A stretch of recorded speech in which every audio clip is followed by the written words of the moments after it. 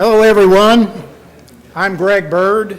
I'm a forester in facilities and operations with responsibility for managing the Oak Ridge Reservation's forestry and wildland fire management programs. And on behalf of ORNL's Sustainable Campus Initiative, welcome to another one of our Sustainability at ORNL and in the Community seminars. Before I introduce today's speaker, I've been asked to give a brief introduction to the Sustainable Campus Initiative.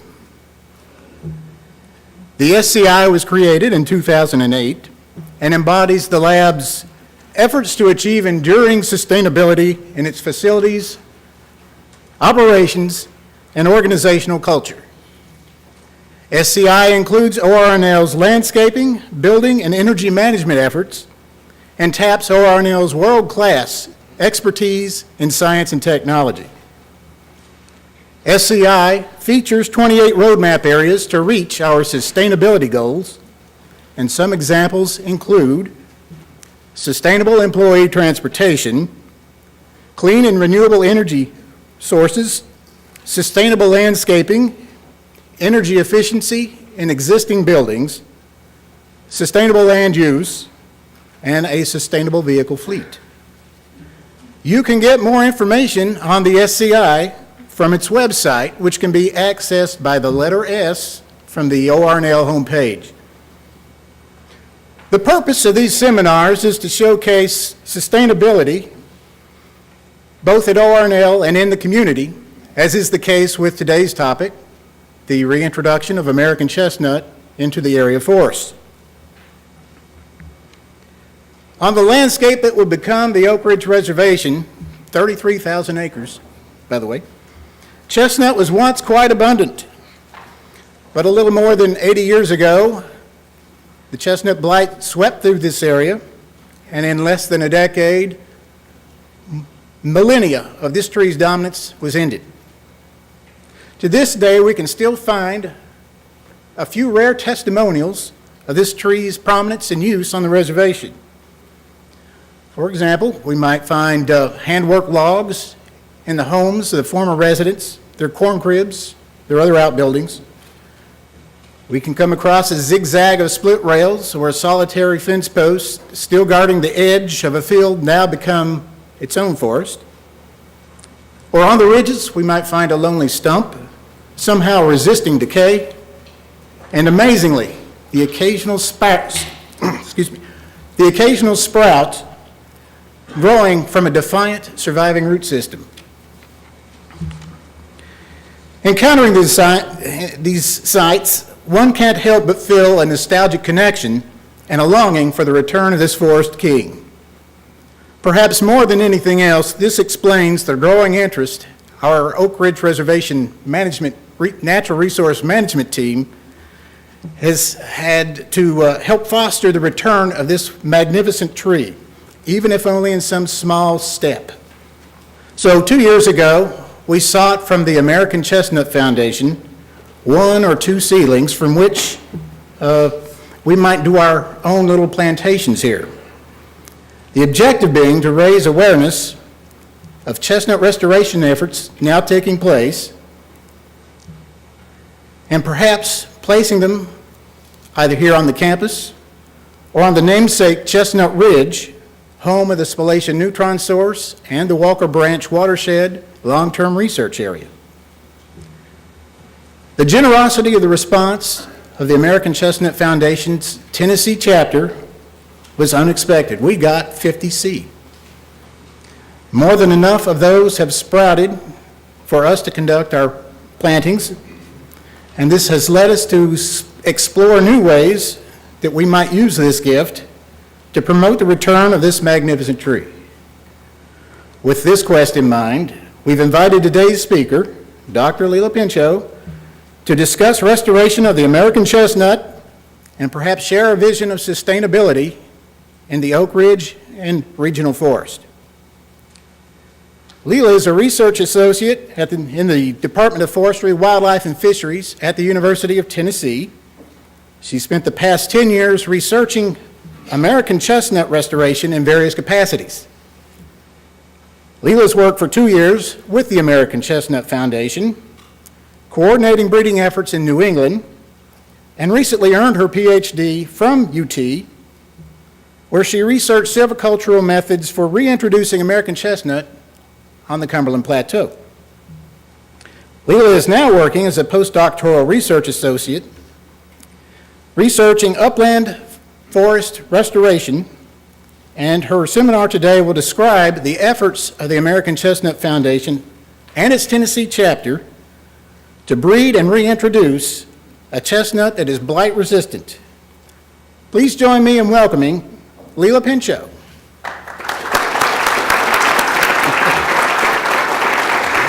Thank you. Just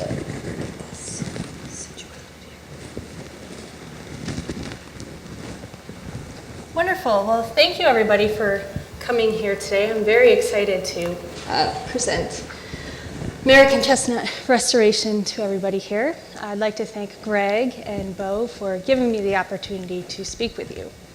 I'm gonna set that there.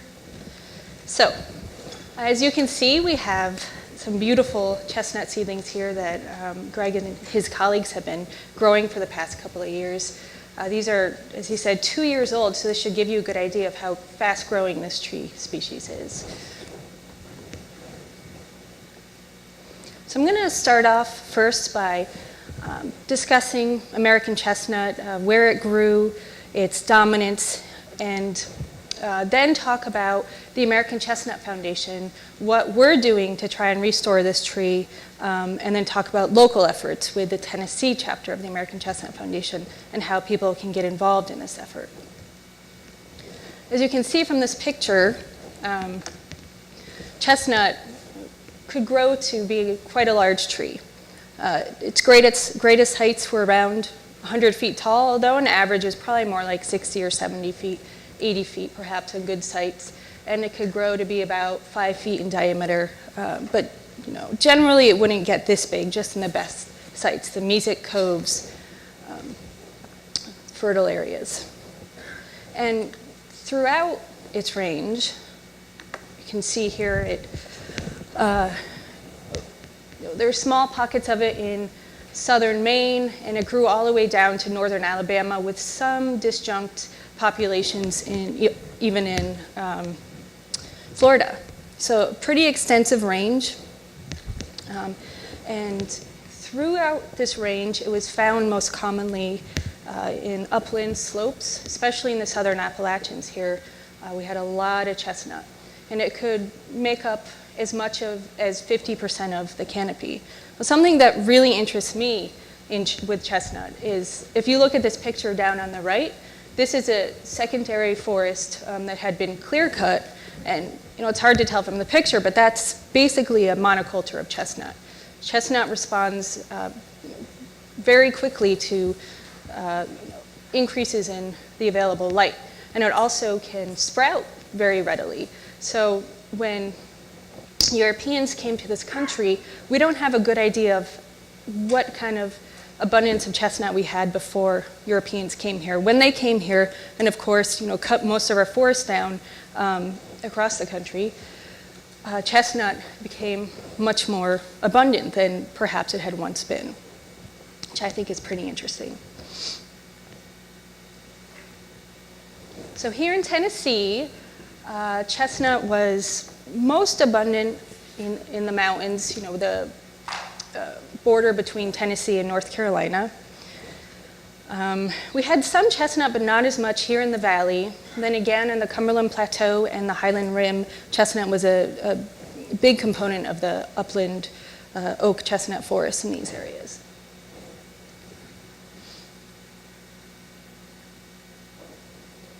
I want to spend a couple minutes talking about the ecological importance and then the economic importance of this species. Ecologically, probably the most important function of this species was to provide a reliable source of mast for wildlife. Oak trees will produce large acorn crops every several years, depending on various factors, but chestnut pretty much reliably produced a large annual crop. Some years would be bigger, some years wouldn't be quite as big, but they're still all pretty large crops. And many different species were dependent upon chestnut.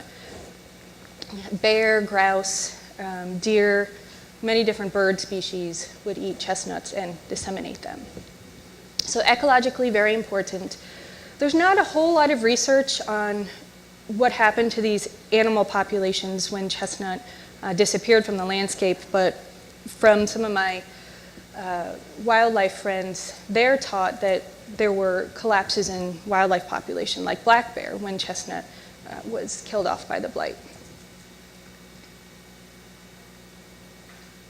Economically, this was a very important tree for the eastern United States. You can see from this picture on the left, it was a very straight tree, very tall and straight, so great timber form.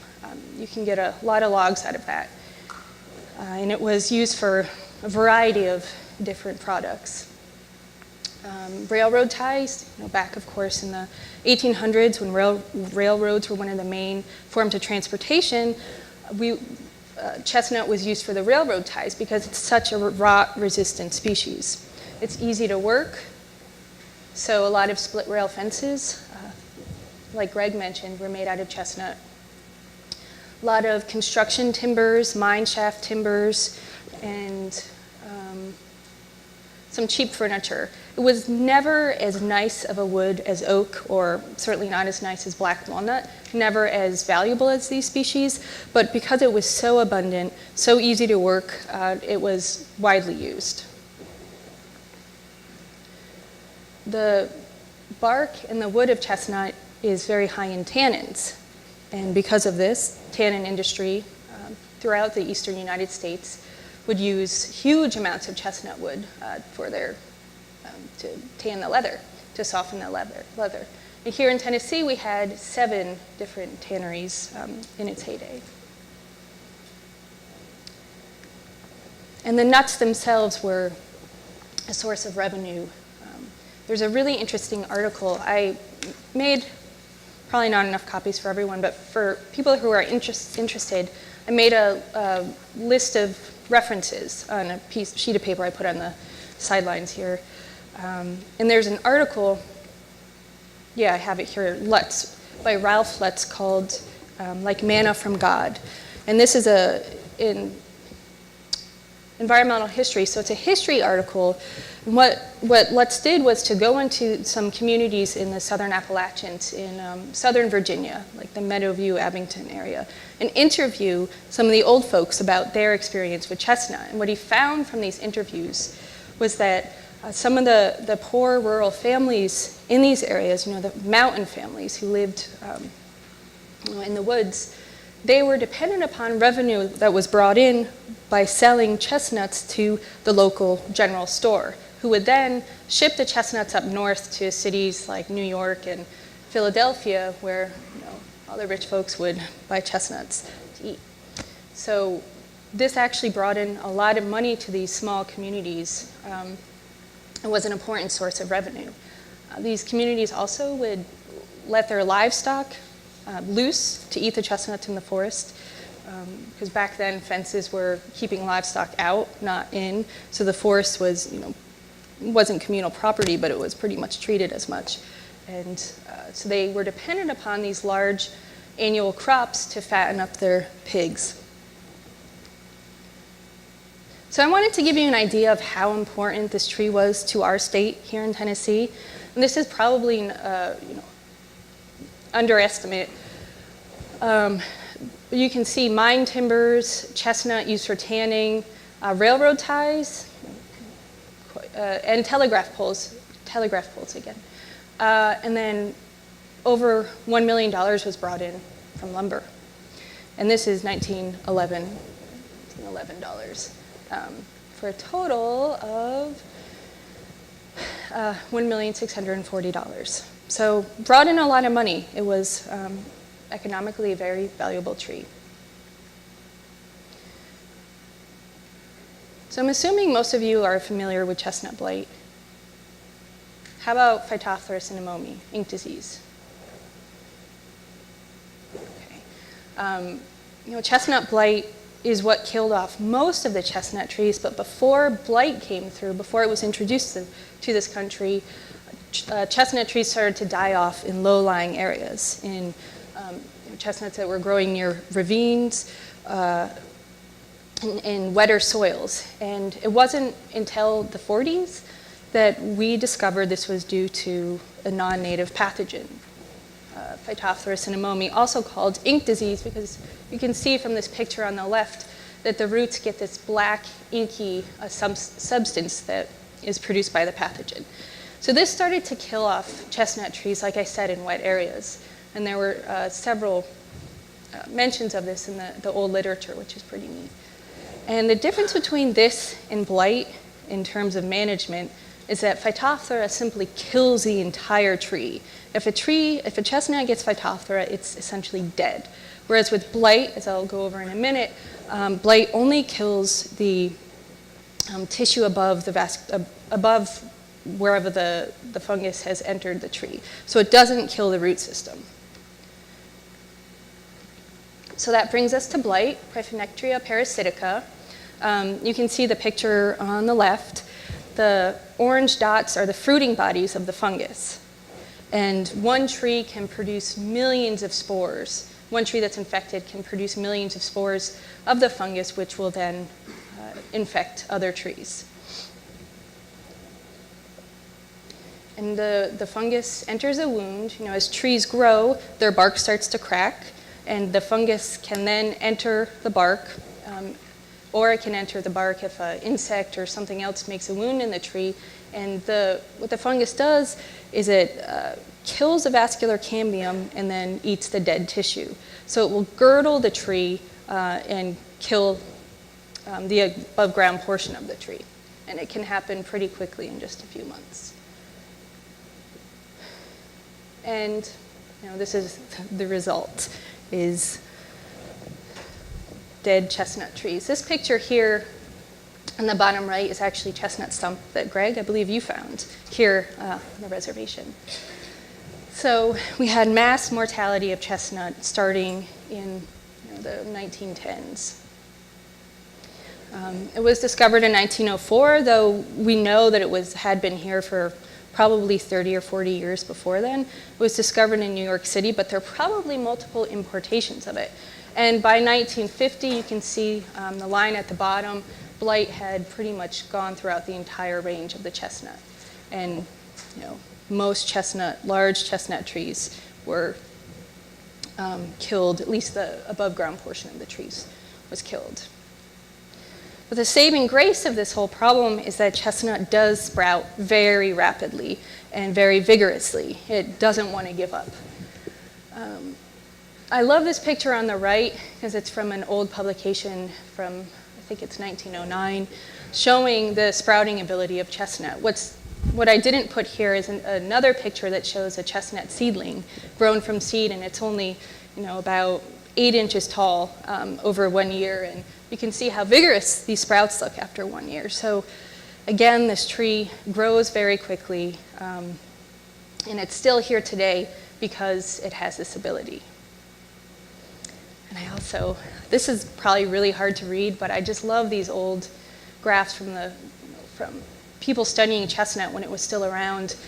Okay, it's impossible to read, but this line here is chestnut, showing how fast the sprouts grow over 2 years.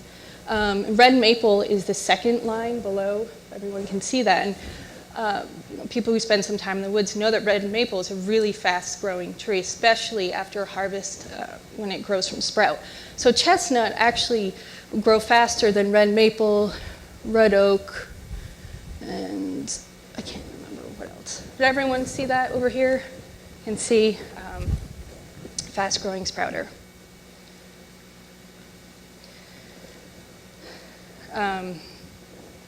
So while we still have chestnut, it's a pretty common occurrence in the forest. Who's seen a chestnut sprout? I mean, yeah, if you spend any amount of time in the woods around here, you're going to see chestnut. So chestnut isn't actually endangered. However, it's not reproducing. Very rarely you'll see a chestnut that does produce seed, but those seed will all be eaten up because they're, taste good.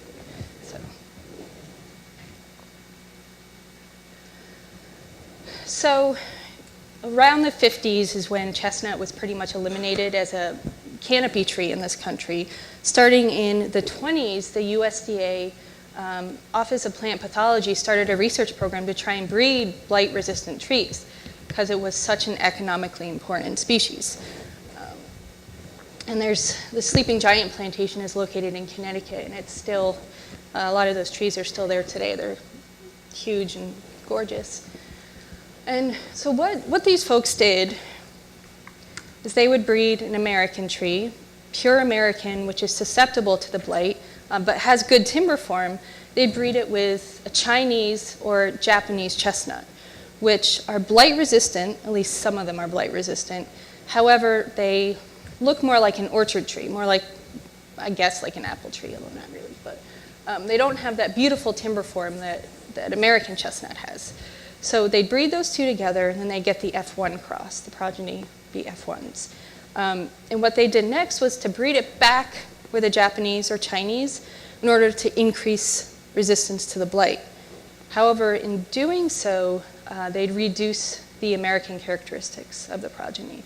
And so they were never able to breed a tree that had good timber form and resistance, which is what we're trying to do today and what we have done today. So that brings us to the American Chestnut Foundation and our current research. The Chestnut Foundation was established in 1983, established first by several scientists. Charles Burnham, he was a corn geneticist at the University of Minnesota. Norman Borlaug also was part of this, and Peter Raven. And so these folks decided to use a backcross breeding system that was used at the time for corn breeding, to use that system, that technology for chestnut, which had not been done before. Oh, and incidentally, the Chestnut Foundation's breeding farms are in Meadowview, Virginia. It's just 2.5 hours from here or less. Very close. And the national headquarters are in Asheville. So I'm going to explain this graph fairly quickly. But so you get the gist of the idea. So we have the American again, and we have a Chinese, resistant, but doesn't have great timber form. You cross those together, and you get that F1 again. Now, instead of crossing it back with a Japanese or Chinese, like the USDA guys did, we cross it back with an American chestnut, a different American chestnut, to increase genetic diversity. And in doing so, we increase American characteristics, and a small percentage of those trees will have moderate resistance. A lot of them will have no resistance, and so we just get rid of those ones. But a small percentage will have some resistance. So then we backcross again with a new American, and then once those progeny are mature, we backcross a third time with a new American tree to increase the American characteristics of this tree.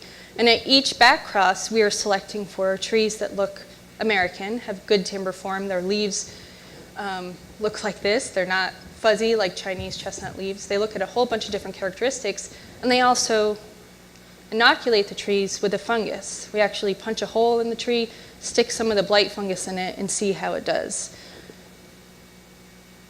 And so at each step, we're choosing a tree that has the best resistance of that particular generation and the best American qualities. And then when we have the backcross 3 F1, is everyone with me? Is this okay? When we have one of those, we take 2 from separate lines because you want to have as much genetic diversity as possible. You cross those together, and you are increasing resistance. American characteristics are the same, but in some of the trees, you're increasing resistance. Again, a lot of them we just have to toss because they're pretty much useless. And at this level, B3, F3, the trees should be resistant to blight. And this is based on a 3-gene system for blight resistance. And we're at this level. The Chestnut Foundation started producing B3, F3s in 2005. and they've produced about 30,000 of them, a lot of which have gone to the Forest Service for outplanting. So that's basically what I just said. But the next step is, what do we do with these trees? Breeding resistant trees was really the easy part. It took 70 years, but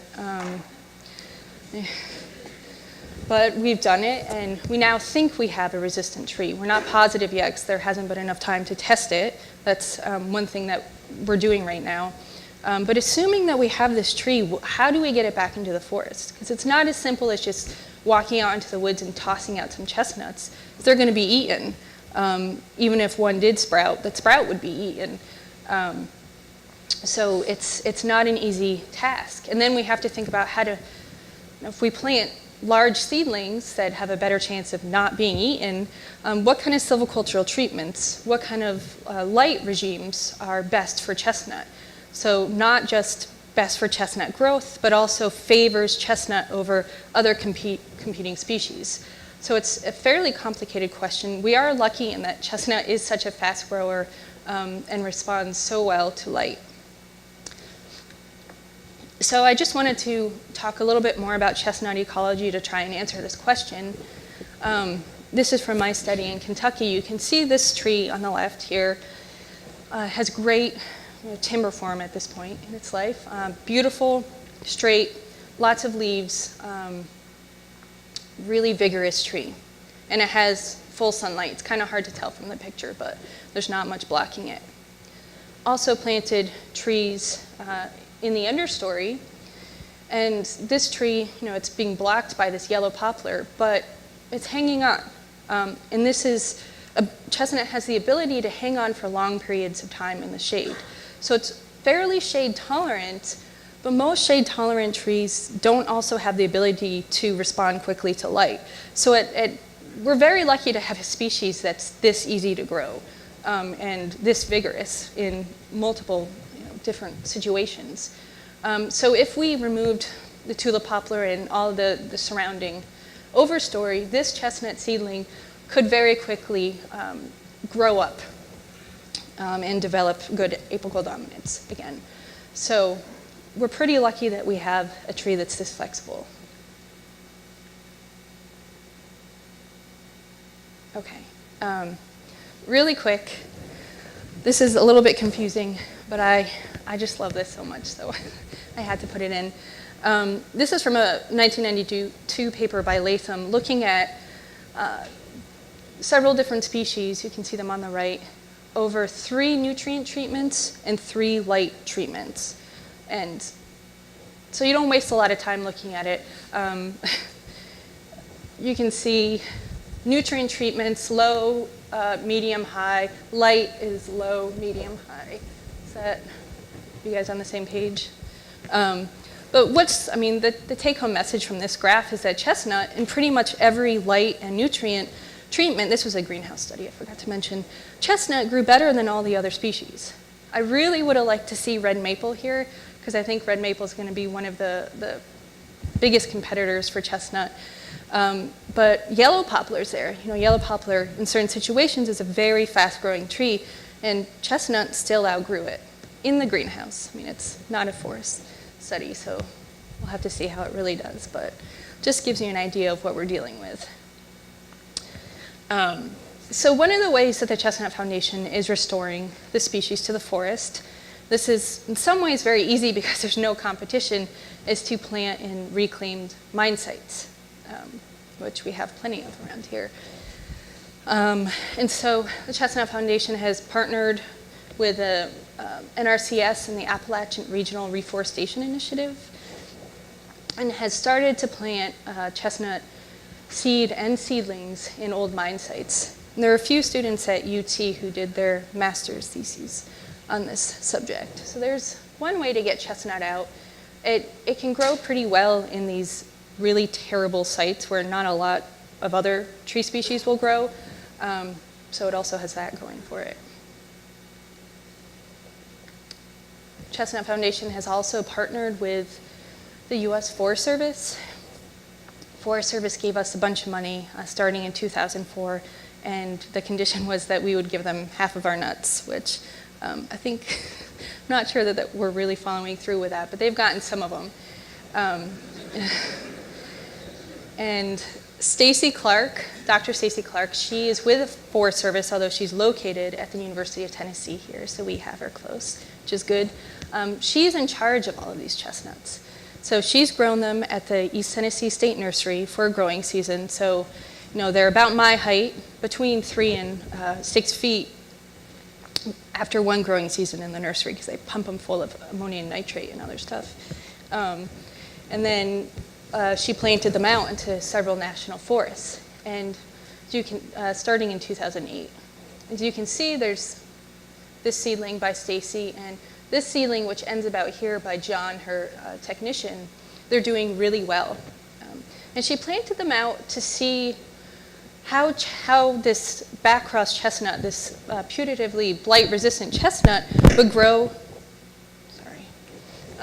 grow compared to Chinese chestnut and compared to American, to make sure that we've adequately captured the American characteristics of the species through the breeding process. And she's found that the Backcross chestnuts grow pretty similarly to American. They do break bud slightly earlier.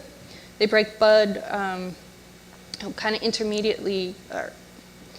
Okay, so Chinese chestnuts break bud first in the spring, and then the Backcross chestnuts, and then American. So we have not gained, this is not a 100% pure American chestnut, but whether or not that's going to matter, we don't know. If there's a late spring frost, it could nip the leaves, the buds as they're growing, but they might be okay.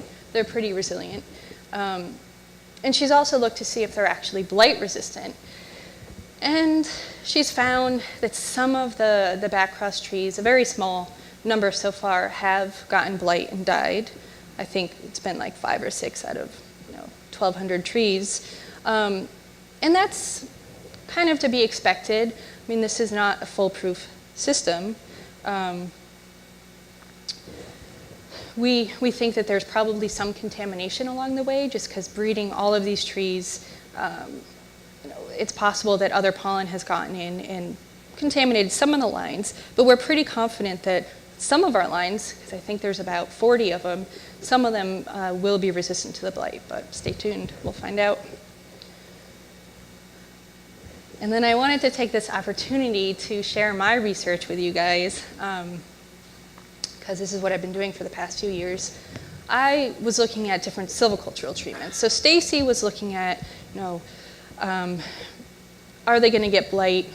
How similar are the Americans with, or the Backcross with the Americans with the Chinese, et cetera. I was looking at how are we going to put these into the woods? How are we going to work with foresters under the silvicultural regimes that they use to put them back into the forest? Because we're going to have to work with foresters. You can't plant chestnut into a forest that's not managed, because there simply won't be enough light. They might be able to hang on for a while, for 50 years, but at some point they're going to need some light in order to become dominant stems in the next canopy. So I looked at, I'm not going to spend much time on this, but I looked at 3 different light regimes. The one on the left is a mid-story removal, which basically means trees. None of the canopy trees were removed, but trees below the canopy that were fighting to get into the canopy, but up to about 5 inches in diameter, so like maybe this big. Those were removed, so a little bit of extra light.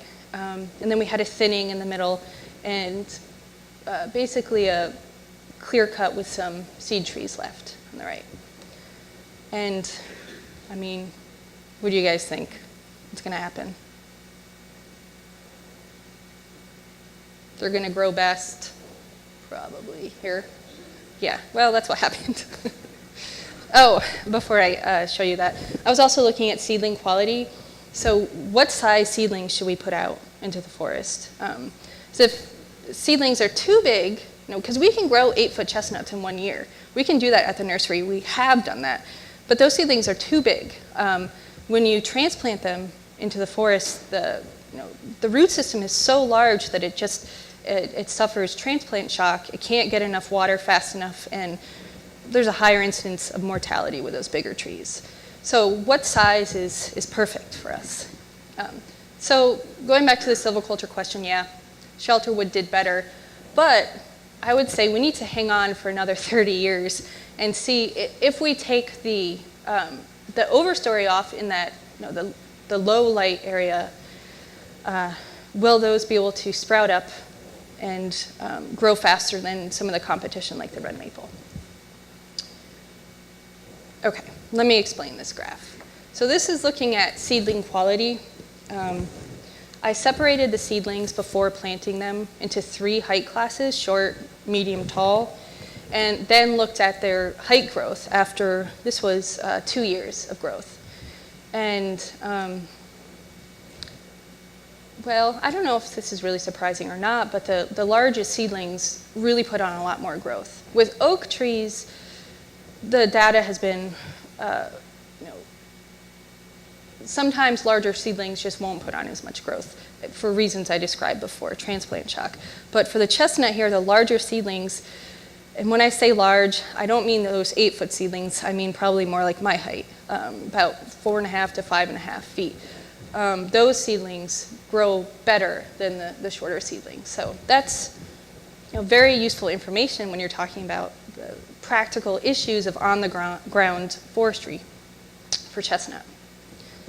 Okay, I wanted to talk about very quickly, just mention 2 other areas of or efforts, restoration efforts for chestnut.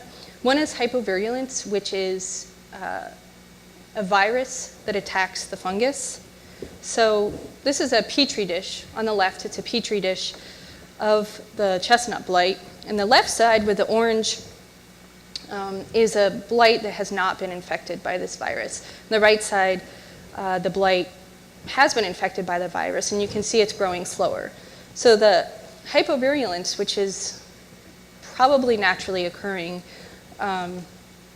slows the growth of the virus, in some cases enough so that the tree can compartmentalize the fungus.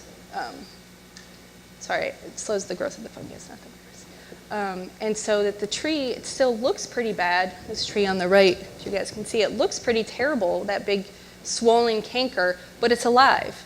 Might not be a good timber tree, but it's alive and it can reproduce, and so that's one possibility. We're also looking at transgenic chestnut, introducing gene from wheat, oxalate-oxidase, which prevents oxalic acid being produced by the blight. And oxalic acid is what we think actually kills the vascular cambium of the chestnut tree. So this would prevent the fungus from killing trees. They've produced some of these, and they have not tested them yet with blight. So that's coming up. Okay, I want to spend the last few minutes talking about state efforts to restore the tree to Tennessee. The Chestnut Foundation has 15 state chapters, you can see here in green. So all throughout the chestnut range, there's volunteers, and chapters are run purely by volunteers. There's volunteers working to breed locally adapted resistant chestnut. What I mean by that is, like here in Tennessee, let me just skip over this. Here in Tennessee, we find surviving fruiting chestnut trees, or flowering, not fruiting, and you will see these occasionally. Has anyone here seen a pretty big chestnut? Anyone? Yeah, a few of you. So you'll find these occasionally. So the chapter sends people out looking for trees. We find them, and we actually pollinate them. You can see the flower up here on your left, the flower of the chestnut. The little pineapple-looking things are the female flowers, and then the fuzzy-looking things are the male flowers. And so we get pollen from our head scientist in Virginia. He sends us Backcross pollen. We pollinate local American chestnut trees here, and then we put bags on. Well, we put bags on them before we pollinate to make sure no other pollen gets in. We take them off, we pollinate them, we put the bags back on, and come back in October and harvest the nuts. And we have our very own locally adapted chestnut trees. We plant them in breeding orchards. State chapters plant their locally adapted chestnuts in breeding orchards, and this is Backcross 3 F2 level. Don't worry about that jargon, but we plant these, and about 1 out of 64 of the nuts that we plant should be resistant to the blight. So we come in at year 5 or so, we inoculate them with a blight, and trees that get the blight get kicked out, and the rest of the trees get to stay and mate. And then we collect the seed from that cross and we plant it in a seed orchard, which is a huge orchard, 10 acres, full of very tightly packed chestnuts, because we need a lot of them in order to get just the very few that are going to be resistant.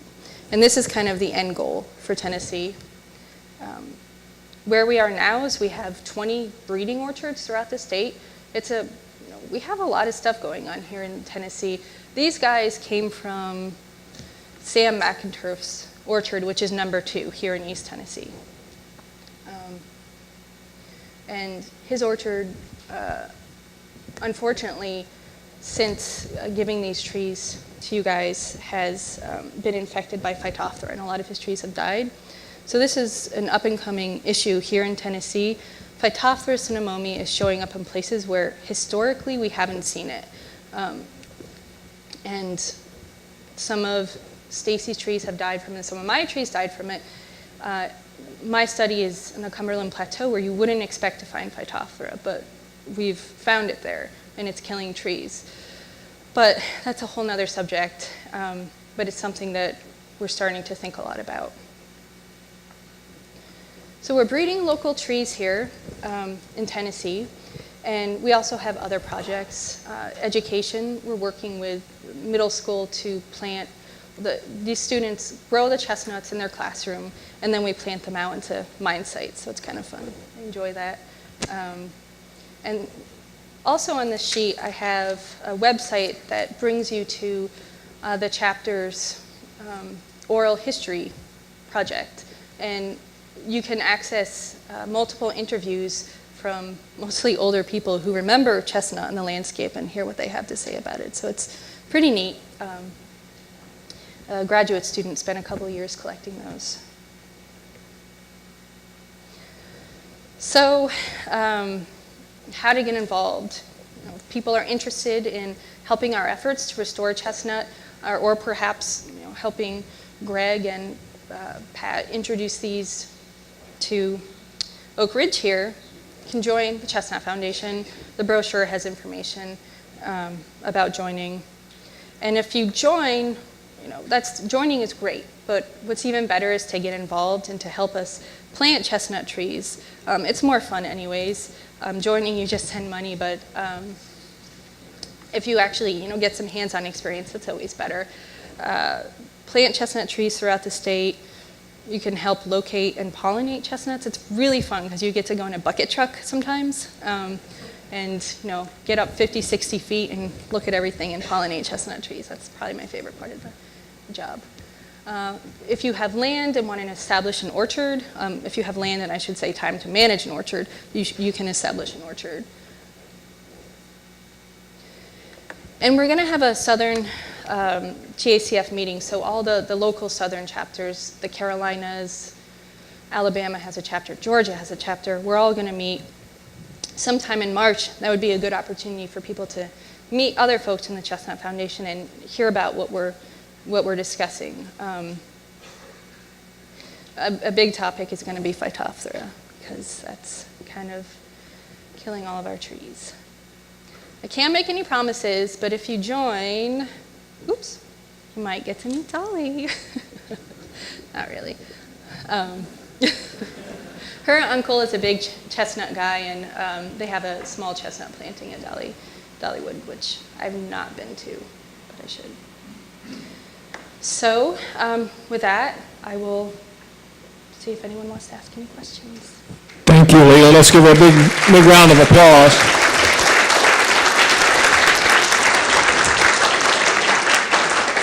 If we have questions, let's use the microphone so that everyone can hear the question and we can pick it up on the tape. Does anyone have any questions or comments?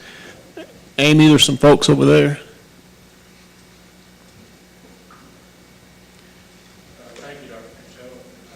So a friend of mine has a Boy Scout troop. If he wants to get them involved, he should contact Sean. Yes, yes. Sean would be And best one other person. question, is seed only, is that the only way to propagate these? Can you do any kind of grafting or? You can graft.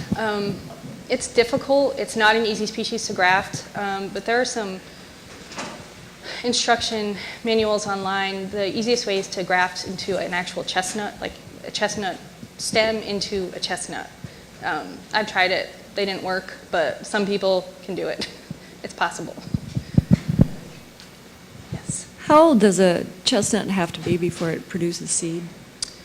That's another really great aspect of chestnut trees for our program is that they can produce seed as early as 3 years if they're given enough fertilizer. I've seen them produce male catkins in the first year, but that's pretty rare. But in the wild, maybe 8, 10 years if they get full sunlight. Hi, my brother-in-law used to be the New Jersey chairman for the American Chestnut Foundation, like 10 years ago. He has 4 seedlings on his farm. He wanted to know if you're related to Gifford, Joe. Yes, he was my great-grandfather. Okay, and so this is a joke, I guess, but you want to know genetics or environment? Environment, definitely. Are there any other questions? Well, let's thank, oh, here's one. Do individual landowners, homeowners get them and plant them in their backyard, or is that to be a forest type situation? Well, they're not available yet, unless you want to plant a breeding orchard, or unless you donate a bunch of money to the Chestnut Foundation. They're not available.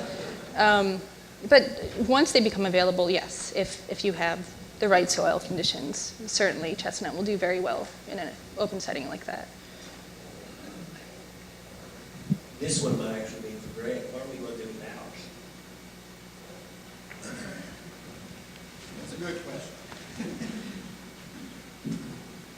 Well, as I mentioned in the talk, our original goal here was just to plant a few of these, maybe around the pond or on the campus somewhere, just to highlight the efforts that have been ongoing to restore the tree. Since we have a few more, we brought Leland in, and we've been talking with Sean. We'd like to bring in some expertise to find out, they've given us this stock. What can we do to help them promote the restoration of the tree? But the short answer is, I don't know yet. It's something we'll work out later on today and as we go forward.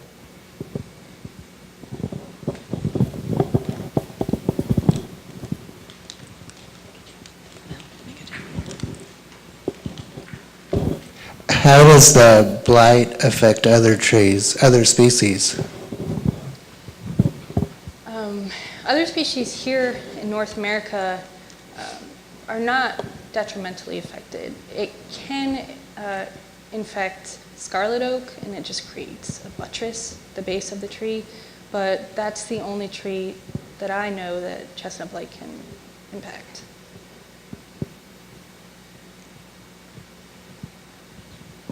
No other questions? Let's have another big round of applause for Dr. Pinchot. Thanks for coming, everyone. Appreciate it.